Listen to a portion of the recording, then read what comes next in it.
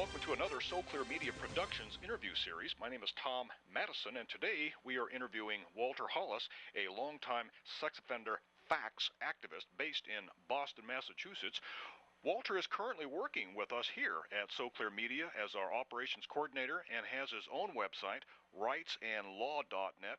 Welcome to our program, Walter. Well, thank you for having me, Tom. Why do you find that this activism and getting this word out about the truth about America's sex offenders is an important venture in your life right now? Well, I believe the most important factor is that the new legislation is undermining the reform of ex-offenders. Reform transpires in prison.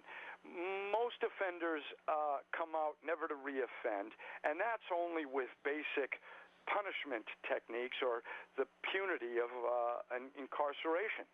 But for those of us who have done extensive treatment and have addressed our issues and have learned the laws, it's time for us to be able to move on with our lives.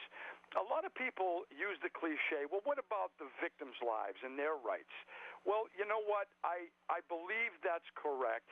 You know, the victims do have rights, and they do have lives that they, too, need to get on with. But there is nothing that a former offender can do to reverse the effects of the abuse on the victim. In fact, it's better for the victim that they never see the offender again.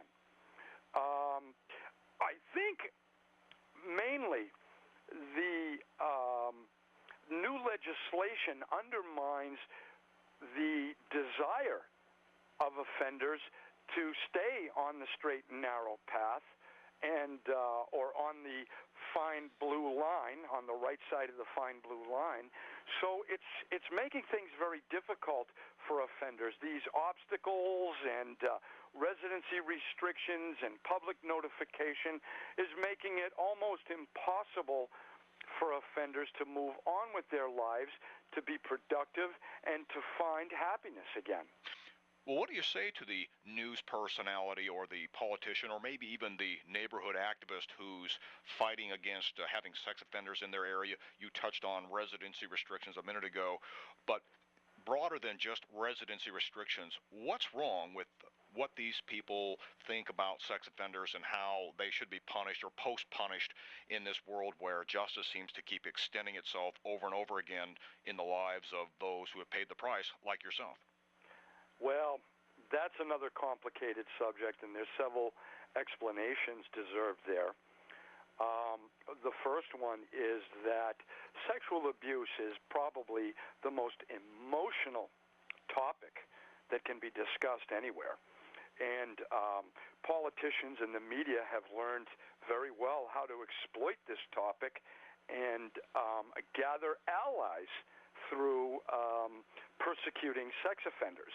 And if you notice, there are so many problems in our society today that need addressing, but we seem to be focused. Every election, every time there's new policies wanted, that the sex offender is the topic. And, there have been some very heinous crimes committed by a few former sexual offenders, most of whom should have been civilly committed. They were multiple incarceration offenders.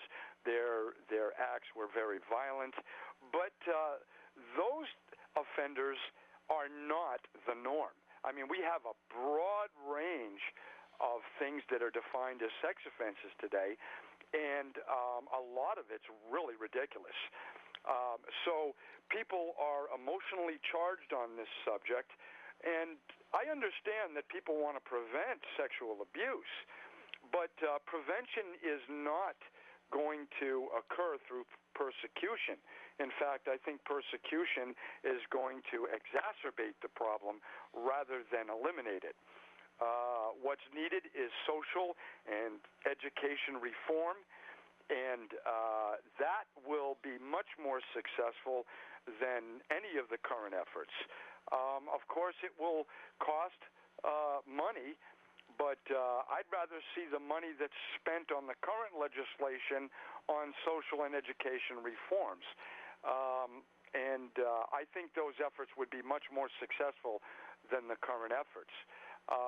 The registration, the public dissemination component of registration is absurd, and it just undermines a person's ability to reintegrate into society, and it frustrates the person, the affected person.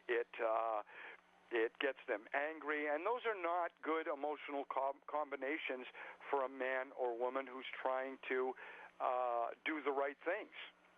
You mentioned a couple of interesting topics in this last description of various laws that have come against you, and you mentioned several times the word persecution. Persecution, public registry as being a kind of persecution. And you know something, for those that are trying to bring tougher laws against sex offenders, is this truly a persecution in the way that maybe most people would understand that word? Oh, absolutely. Absolutely. I've been in a number of restaurants where I've been asked to leave because I'm a sex offender. I've tried to get employment, and right on the application that I filled out, they said that if I had a conviction for a sex offense, that they would not be interested in employing me. And these were not places like schools or places where children are gather or frequent. These are factories and auto shops and stores and that type of thing. So I was refused employment because of my sex offender status.